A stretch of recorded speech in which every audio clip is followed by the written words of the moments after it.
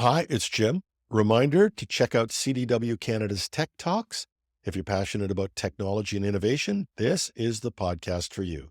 Join host KJ Burke as he and industry experts dive into the latest trends, insights, and strategies shaping the tech landscape in Canada.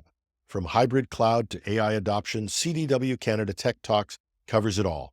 Don't miss out. Visit cdw.ca Tech Talks and tune in today. And hey, they're a sponsor.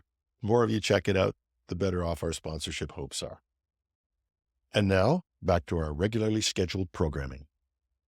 Hurricane Helene may disrupt a part of the entire global tech supply chain. 79% of U.S. corporate CEOs predict the end of remote work in the next 3 years.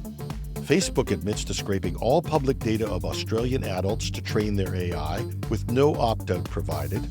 And Microsoft ramps up its AI offerings with a redo on Recall. Welcome to #Trending. I'm your host, Jim Love. Let's get into it.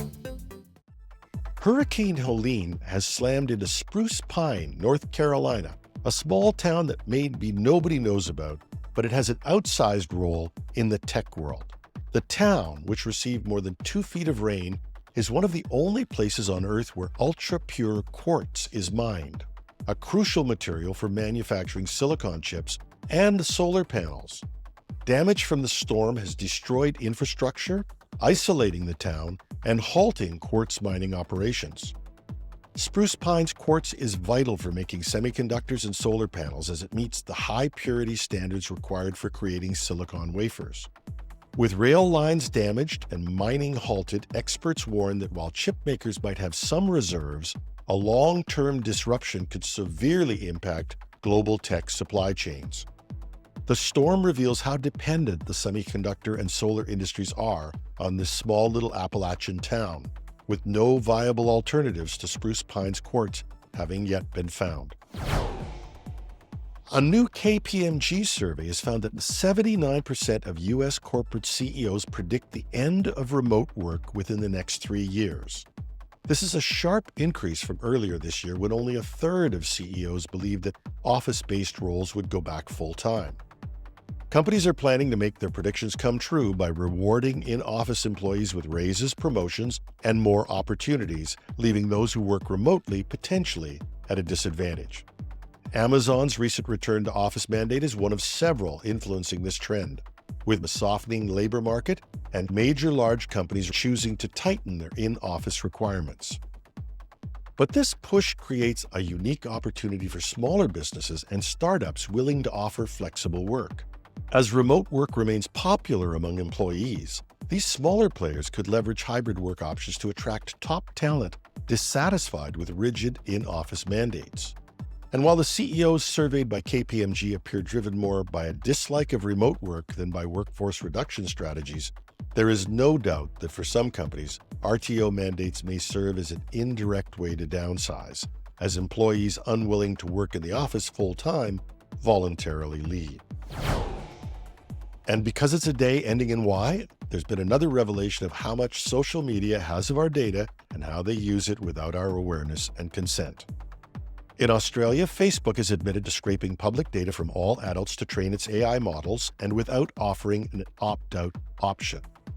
During a Senate inquiry, Meta's global privacy director, Melinda Claybaugh, confirmed that any public photos or posts shared on Facebook and Instagram since 2007 have been collected to develop Meta's AI tools. Users in the European Union have the option to refuse consent, but Australian users are not given this choice as Meta is acting in accordance with local privacy laws. The company claims that collecting large amounts of public data helps build a safer and more flexible AI tool. But critics argue that Australia's lack of strict privacy regulations is allowing companies like Meta to exploit user content. This admission follows the government's recent pledge to ban social media for children, emphasizing the need for stronger privacy protections. And I'm just wondering, what other countries have privacy legislation that is so feeble that it might allow this kind of thing? Microsoft is ramping up its AI efforts, claiming that it's introducing new features to its Copilot Plus PCs while still addressing privacy concerns. The company's recall feature, which logs on-screen activity to assist users, is being relaunched with added security, this time requiring opt-in and biometric authentication.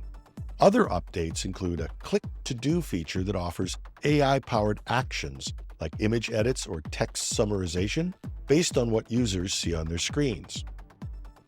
Microsoft is also expanding Copilot Plus to work on PCs with Intel and AMD chips, bringing AI capabilities to more users.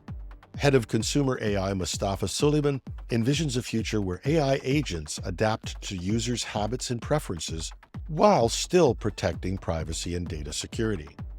And while there will be, undoubtedly, more controversies about how deeply AI agents are integrated into our daily lives, there is no doubt Microsoft has to find a way to drive a return on what might end up as tens of billions of dollars invested in AI. And that's our show for today. Thanks to our sponsors, CDW and KJ Burke's CDW Canada Tech Talks. Check it out if you get the chance. And you can find it, like us, on Spotify, Apple, or wherever you get your podcasts. You can reach me at editorial@technewsday.ca. I'm your host, Jim Love. Have a wonderful Wednesday.